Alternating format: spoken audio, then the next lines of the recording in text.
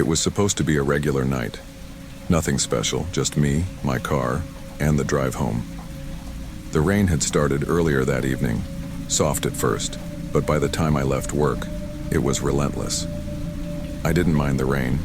It usually helped clear my head, but tonight felt different. The kind of night that made the hair on the back of your neck stand up for no reason. The highway was a black river, reflecting the dim glow of my headlights. My wipers struggled to keep up, smearing the rain more than clearing it. The radio buzzed with static, cutting in and out of some late-night crime show. The host was talking about rising thefts and assaults in rural areas, especially targeting stranded drivers. Great, I muttered, turning the volume down. It wasn't like I needed another reason to feel uneasy. The road stretched on endlessly, darkness pressing in from every side. It was one of those highways where you can't tell where the asphalt ends and the woods begin. The rain didn't help. It blurred the edges of everything, making shadows look like they were alive. I almost missed the intersection. The traffic light was green, but there it was, a car, a blue sedan just sitting there in the middle of the road, headlights off.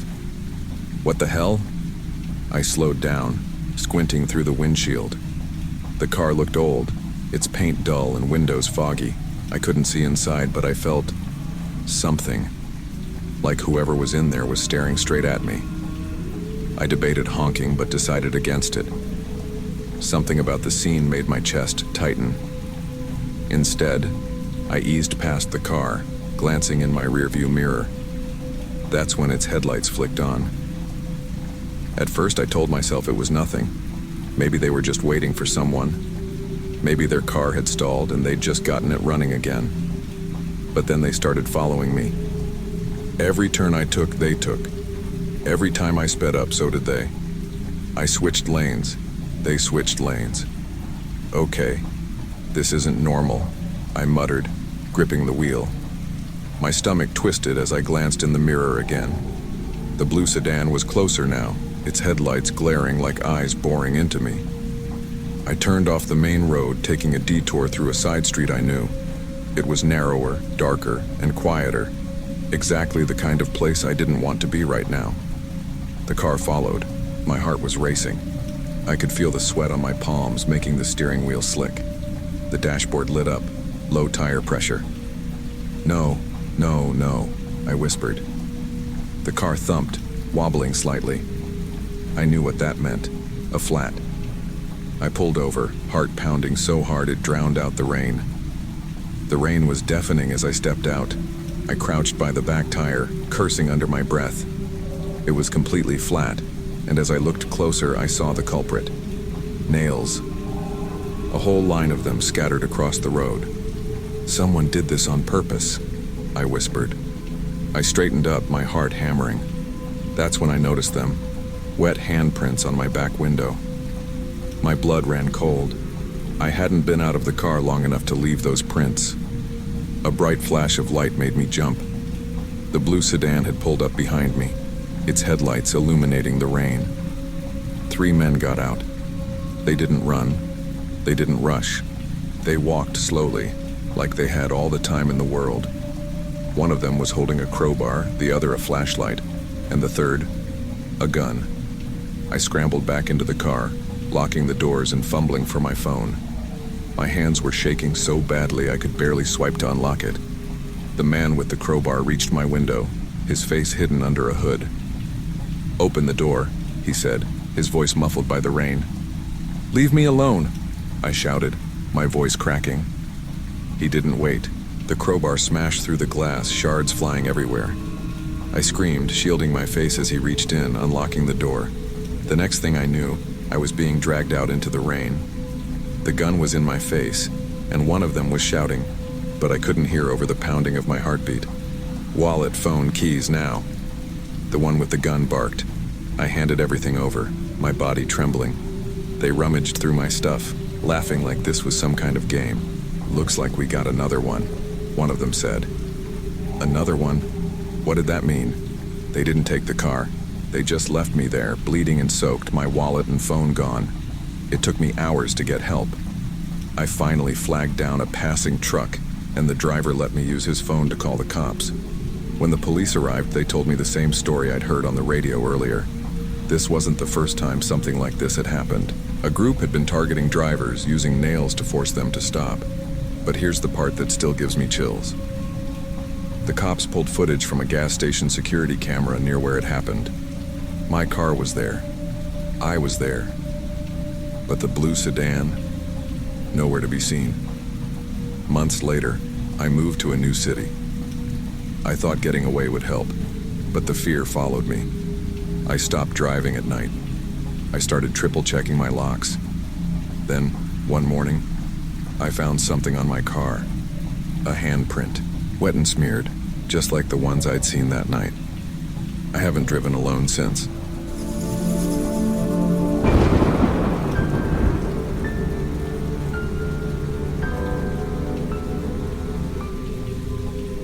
Hey, what's up, everyone? My name's Ethan, and I'm here to share something that still gives me chills. It's not your average scary story. It's something I lived through. I've told this to my closest friends, but honestly, I need to get it off my chest. So here goes. This happened about a year ago in a small town where I grew up. My buddy Ryan and I were at this house party. It wasn't wild, just a bunch of us hanging out, playing music and drinking cheap beer. Around midnight, Ryan and I decided to head out to grab some cigarettes. There's a gas station about a 10-minute walk from the house, so we figured, why not? When we stepped outside, it had started drizzling. The air smelled like rain, and the streets were empty. Kinda peaceful, actually. We made it to the gas station, grabbed what we needed, and even joked about how quiet everything felt. You know, typical small-town vibes. But things got weird on the way back. At first I thought I was just hearing things. Footsteps. Faint, but definitely there. Ryan noticed it too, but we laughed it off, thinking it was just echoes or something. But then the footsteps picked up. Every time we sped up, they matched our pace. It was like someone was shadowing us. We turned a corner, and that's when we saw him. A guy in a hooded rain jacket standing under a streetlight. At first it didn't seem like a big deal. Maybe he was just out for a walk, right? But then we saw it. His hand was gripping something. A blade.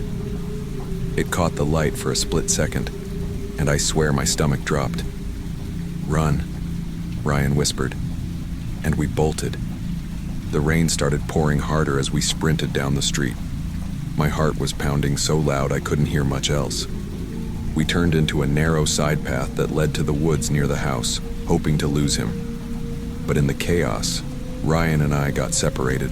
I called out for him, but he didn't answer. I ran into the woods, the trees looming like shadows in the dark. My foot slipped on the wet ground, and I went down hard, twisting my ankle. Pain shot up my leg, and I knew I couldn't keep running. I stayed down, trying to catch my breath when I saw it. The beam of a flashlight cutting through the trees. He was close, too close. I scrambled to hide behind the nearest tree, wincing as my ankle throbbed. My heart was racing so fast I thought he'd hear it. The flashlight swept over the ground, the trees everywhere. I caught glimpses of him as he moved closer. He wasn't some random guy. His face, what little I could see, looked off, like he wasn't all there. And that knife? It wasn't just some pocket blade. It was long, sharp, and gleamed whenever the flashlight hit it. I pressed myself against the tree, trying to blend into the shadows. The rain was pounding now, masking most sounds, but every step he took felt like it echoed in my ears. Then my phone vibrated in my pocket. Ryan was calling me. Panic hit me like a truck. I fumbled to silence it, but I was sure the buzz had given me away. I held my breath, bracing for the worst, but the guy didn't find me. He muttered something under his breath, words I couldn't make out. And then, just like that, he turned and walked off. The flashlight beam disappeared, and I was alone again. I didn't move for what felt like forever. Then my phone vibrated again. I answered this time, whispering, "Ryan, where are you?" "I'm on the main road," he said, his voice shaky. "Are you okay?" "I think so. My ankle's messed up, but I'm hiding in the woods. Can you come find me?" It felt like hours before Ryan showed up. even though it was probably only 20 minutes. He helped me up, and we limped back to the road together. I kept looking over my shoulder, half expecting that guy to jump out at us. But we made it back to the house in one piece. Back at the party, we tried telling everyone what happened, but no one believed us at first. They thought we were messing around or drunk. I mean, who would believe something like that? It wasn't until I showed them my ankle, swollen and bruised, that they started taking us seriously. One of the girls, Emily, went pale. "You're not joking?" she asked. "No," I said. "Why?" "There's this story," she said, looking around nervously, "about a guy who roams the woods during storms. They say he's looking for, well, people like you. People who don't take the warnings seriously." I laughed nervously, but her face told me she wasn't kidding. The room got quiet, and for the rest of the night, no one went outside. The next day, Ryan and I talked about what happened. We kept asking ourselves the same questions. Who was that guy? Why was he out there chasing us in the rain? We didn't have answers, but one thing was clear. We'd gotten lucky. Too lucky. And that's my story. I don't know if that guy is still out there, but if you're ever in a small town during a storm, maybe think twice before taking a shortcut through the woods. Stay safe out there, guys.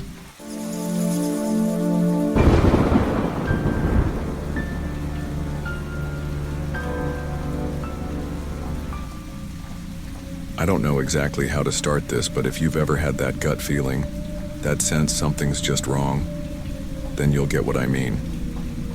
It all happened on a rainy night, the kind where the cold seems to seep into your bones no matter what you're wearing. I was heading home after a long shift at work, tired as hell, just wanting to crash. The bus stop was empty, just me and the sound of rain hammering against the metal roof. I pulled out my phone to scroll mindlessly, but then I noticed something out of the corner of my eye. Across the street, there was this guy, just standing there. No umbrella, no jacket, just standing in the rain, still as a statue. At first, I didn't think much of it. Maybe he was waiting for someone, right? But the longer I waited, the weirder it felt. He wasn't moving, just staring in my direction. I couldn't see his face clearly because of the rain, but I could feel his eyes locked on me. I told myself I was being paranoid. It's late, I'm tired, and my imagination is running wild. Still, I couldn't shake the feeling that something about him was off. I kept glancing at my phone, pretending not to notice him, but every time I looked up, he was still there. Then he moved. Slowly. He stepped off the curb, crossed the street, and walked toward the bus stop. My heart started pounding. I thought, why is he coming over here? There's literally no one else around. He sat down, right next to me. Now let me paint the picture. The bench was completely empty. Plenty of room for him to sit anywhere else. But no, he chose the spot right next to me. I glanced at him out of the corner of my eye. His clothes were soaked, like he'd been walking in the rain for hours. His hands were pale, almost ghostly, and his head was tilted down so I couldn't see much of his face. "Rain doesn't stop, huh?" I said, trying to break the tension. My voice sounded shaky, and I hated it. He turned his head toward me slowly, like he was moving through water. "No, it doesn't," he muttered, his voice low and raspy. That was it. No follow-up, no smile, nothing. Just those 3 words. I felt a chill crawl down my spine. The bus headlights appeared in the distance, and I've never been so relieved to see public transportation in my life. When the bus pulled up, I jumped on as fast as I could, taking a seat near the middle. I figured he'd sit somewhere else, maybe at the back. But no. He followed me on and sat right behind me.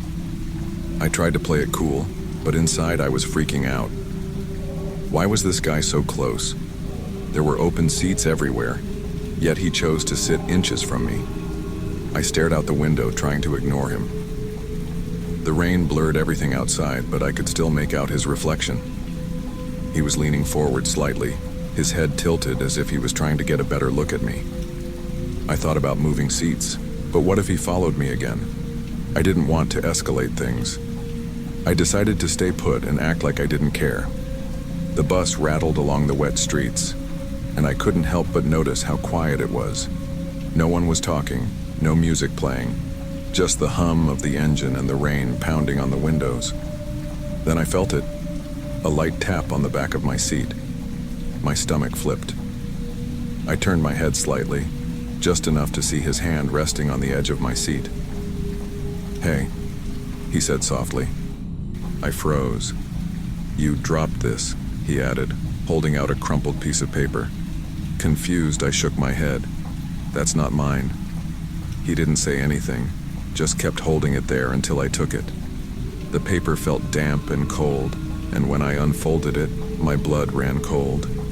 Scrawled in messy handwriting were the words, "I know where you're going." My hands were shaking so bad I nearly dropped the paper. I stuffed it into my pocket without saying a word, hoping he hadn't noticed my reaction. My heart was racing. Was this some kind of joke? Did he actually know where I lived? How could he?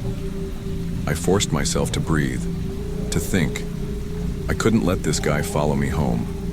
That much was clear. I glanced up at the map on the bus, trying to figure out my next move. My stop was coming up in 3 blocks, but I couldn't get off there. Not with him watching me like that. The bus jerked to a stop and a couple of passengers got off. I thought maybe he'd lose interest, maybe this was all in my head, and he'd leave at the next stop. But he didn't. He just stayed there, sitting right behind me, silent. I decided to act. I hit the stop requested button 2 stops early, standing up quickly as the bus slowed down. I walked to the front trying to look calm, but every step felt like I was dragging a weight behind me. The doors hissed open and I stepped out into the rain, my shoes splashing in the growing puddles. I didn't look back. I didn't want to know if he was following me, but I didn't need to look. I could hear his footsteps. The rain was coming down harder now, soaking through my jacket. I walked quickly, trying to keep a steady pace, hoping I'd lose him if I turned a corner. My mind was racing. Should I call the police? Find a crowded place? What if he's just some harmless weirdo? But then I remembered the note, and my stomach churned. I turned onto a side street, glancing over my shoulder. He was still there, just a few steps behind me, his pace unhurried like he had all the time in the world. I spotted a gas station up ahead, its neon sign flickering in the storm. I bolted for it, practically bursting through the door. The clerk looked up from his phone, startled. "You okay, man?" he asked. "There's a guy," I gasped, pointing outside. "He's following me." The clerk frowned and walked to the window, peering out into the rain. "I don't see anyone." I turned to look. The sidewalk was empty, no sign of him. My pulse was pounding in my ears. "He was just there," I stammered. The clerk shrugged. "You sure? Might just be the rain messing with you." I wanted to believe him. Maybe I was losing it. Maybe I was overreacting. But then the bus lights caught my eye. Another bus was pulling up to the stop just down the street. "Thanks," I muttered, rushing back out into the rain. I didn't want to wait around to see if the guy would show up again. I climbed onto the bus, my chest heaving. The doors closed behind me and I collapsed into a seat near the front. I told myself it was over. I'd left him behind. But when I glanced out the window, there he was, standing under a streetlight, staring right at me. I couldn't take my eyes off him. He stood under the streetlight, the rain pouring down his face. But he didn't flinch, didn't move, just stared. His pale hand reached into his coat, and my breath caught. Was he pulling something out? A phone? A weapon? I couldn't tell, but I didn't want to wait around to find out. The bus jolted forward, and I sank into my seat, trying to steady my breathing. I thought about telling the driver, but what would I say? "Hey, there's this creepy guy following me, and I think he might have a knife." It sounded insane. Besides, I wasn't even sure if the driver would believe me. I glanced around the bus. There were only 2 other passengers, an older woman nodding off near the back and a guy with headphones who didn't seem to notice anything. I felt completely alone. The bus turned a corner, and I thought I was finally safe. But then I heard it, the sound of someone stepping onto the back of the bus. I didn't have to look. I already knew it was him. I stayed frozen, staring straight ahead. I could feel his presence behind me, could almost hear his shallow breathing. Slowly, I turned my head just enough to catch his reflection in the window. He was sitting a few rows back, his hand gripping the edge of the seat. And this time I saw it.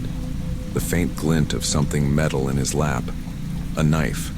My stomach twisted. This wasn't just some harmless creep. This guy was dangerous. I had to get off this bus, but how? If I moved, he'd see me. If I ran, would he follow? My mind was spinning, and the panic was rising. I hit the stop requested button again, my finger trembling as I pressed it. The bus slowed, and I stood up, gripping the pole to steady myself. I didn't look back. I didn't want to see him. The doors opened, and I stepped off into the rain, my heart pounding like a drum. I started to walk, keeping my pace steady, hoping he wouldn't follow. But I heard the footsteps. The footsteps were slow at first, almost hesitant, but then they quickened. I turned my head slightly, just enough to see him closing the gap. His coat billowed in the wind, and the knife gleamed in his hand. My chest tightened. I didn't think. I ran. The rain made the pavement slick, and my shoes kept slipping, but I didn't stop. I sprinted down the street, my lungs burning, my heart hammering in my ears. I could hear him behind me, his footsteps steady, unrelenting, like he knew he'd catch me eventually. Ahead I spotted a bus stop, another one further down the route. The headlights of the next bus were already approaching, cutting through the storm. This was my chance. If I could make it there before him, I'd be safe. I pushed myself harder, my legs screaming with every step. The bus was almost at the stop, its brakes squealing as it slowed. I waved frantically, shouting for the driver to wait. The doors opened, and I threw myself inside. "Close the doors now," I shouted, gasping for breath. The driver frowned, confused. "What's going on?" "He's got a knife," I yelled, pointing outside. The driver's eyes widened, and he slammed the doors shut just as the man reached the curb. The bus jolted forward, pulling away from the stop. I collapsed into a seat, my whole body trembling. I turned to look out the window. He was standing there, just watching as the bus pulled away. The knife was still in his hand, and he was soaking wet, but he didn't seem to care. His lips curved into a small, chilling smile, and he raised his hand in a slow, deliberate wave. It wasn't over. I knew it wasn't. That smile said it all. The driver glanced at me in the mirror. "You okay, kid?" I nodded, but I couldn't speak. My throat felt tight and my chest was heavy. The bus sped down the dark, rainy streets, and all I could think about was that look in his eyes. Even now, I don't know what he wanted or why he picked me. Maybe it was random. Maybe it wasn't. All I know is I'll never forget that night, and I'll never feel safe waiting for the bus again. And sometimes when it rains, I still catch myself looking over my shoulder, half expecting to see him there, standing under a streetlight, watching, waiting.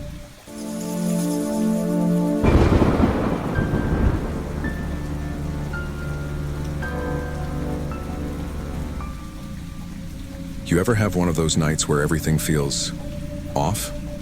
That was me. It was one of those stormy nights, rain pounding on the roof, thunder rolling in the distance. I live alone, just me and my dog, Urso, in this small house out in the suburbs. It's not much, but it's home. Urso's a big guy, part German Shepherd, part who knows what. Usually he's chill, lazy even, but that night, he wouldn't stop pacing. I was on the couch, half watching a rerun of some crime show, when Urso suddenly bolted to the window. He started growling low, almost like he'd caught a scent of something nasty. At first, I thought it might have been a raccoon or something, but then he barked. Not his usual, "I see a squirrel" bark. No, this was deep, aggressive, the kind of bark that makes your stomach drop. "Urso, come on, it's nothing," I said, trying to calm him. He didn't even look at me. His eyes were glued to the window, hackles raised. I walked over, heart starting to thump a little harder. And that's when I saw him. A man. standing there in the rain, just outside the window. His face was pale, almost glowing in the dim light from my living room. And his eyes, they were locked on me. I froze. My brain was screaming at me to move, but my body wouldn't cooperate. Finally, I yanked the curtains shut, my hands trembling. Urso was still growling, his body pressed up against the window like he was ready to fight. Who was he? What did he want? I tried to shake it off. Maybe he was lost? Drunk? But deep down, I knew something was wrong. I couldn't sit still after that. I double-checked the locks on every door and window in the house. My house isn't big, so it didn't take long, but every shadow felt like it was moving. Every creak of the house settling made me jump. I called my buddy Mike to talk it out. "Man, you're overthinking it," he said. "It's probably just some weirdo looking for shelter from the rain." "Yeah, maybe," I said, though I didn't believe it. Urso sure didn't. He kept pacing, his eyes darting toward the windows like he knew something I didn't. Around midnight, I started hearing noises. Not the usual storm sounds. These were different. Scraping, like something hard dragging across the side of the house. I told myself it was just a branch blown by the wind, but then came the thud, loud and deliberate. Urso barked again, this time at the back door. My heart sank. I grabbed a kitchen knife. Felt stupid, but what else was I gonna do? I inched toward the door, my breath shaky. That's when I saw the doorknob jiggle. I froze, gripping the knife so tight my hand ached. Someone was trying to get in. "Who's there?" I shouted, my voice cracking. No answer, just more jiggling. And then, silence. For a moment, I thought they'd gone, but then Urso started growling again. He wasn't looking at the back door anymore. His gaze had shifted to the hallway. My stomach dropped when I saw where Urso was looking. The hallway. The same hallway that led to my bedroom, and the spare room, and the attic. The thought hit me like a punch. Someone was already inside the house. I tiptoed back, trying to stay calm, but my breaths came out shaky, loud. Urso was right behind me, his growls low and guttural. I held the knife up like it would actually do something, my hand trembling so bad I thought I might drop it. That's when I heard them. Voices. Low, whispering voices coming from the kitchen. There were two of them.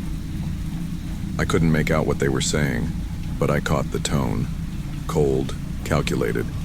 They weren't just here to rob me. My brain was screaming, "Run! Hide! Do something!" But my feet wouldn't move. I stood there frozen, until Urso barked, loud and sharp, snapping me out of it. I turned and bolted toward the bedroom, Urso on my heels. Slamming the door shut behind me, I locked it and shoved the dresser in front of it. My hands were sweating, my heart pounding like I'd just run a marathon. The voices got louder, closer. They were in the hallway now. I heard one of them laugh, a low, creepy laugh that made my skin crawl. They stopped outside my bedroom door. "Hey, we just want to talk," one of them said, his voice muffled through the door. "Open up, man. We're not gonna hurt you." Yeah, right, like I was gonna fall for that. I backed into the corner of the room, trying to keep Urso quiet. He was growling low, his eyes locked on the door. My hands fumbled for my phone. I dialed 911 with shaky fingers and pressed it to my ear. 911, what's your emergency?" the operator said, her voice calm and steady. It was the only thing keeping me from completely losing it. "There are two men in my house," I whispered, my voice barely audible. "They're outside my bedroom door." "Stay where you are," she said. "Officers are on their way. Do not engage. Stay quiet." I nodded, even though she couldn't see me. The voices outside got louder. They were talking to each other now, debating what to do. One of them jiggled the doorknob. "Come on, man," the other one said. "We know you're in there. Don't make this harder than it needs to be." Urso barked, loud and vicious. The door rattled as one of them tried to force it open. My heart felt like it was going to explode. I grabbed Urso by the collar, trying to keep him back in case the door gave way. "Cops are coming," I shouted, hoping it'd scare them off, but they just laughed. "They won't get here in time," one of them said, his voice smug and mocking. I pressed myself into the corner, clutching the knife like it was my lifeline. The minutes dragged on like hours, every second filled with the sound of the door rattling, the voices taunting me, and the pounding of my own heart. Then finally, I heard it, the faint wail of sirens. The sound of the sirens felt like a lifeline. For the first time all night, I had a sliver of hope. The rattling at the door stopped, and I heard the men muttering to each other. "They're here," one of them said, his voice sharp and panicked. "Let's go." Footsteps thundered down the hallway. I pressed my ear to the door, listening as they scrambled. A loud crash came from the back of the house, probably the sound of a window breaking.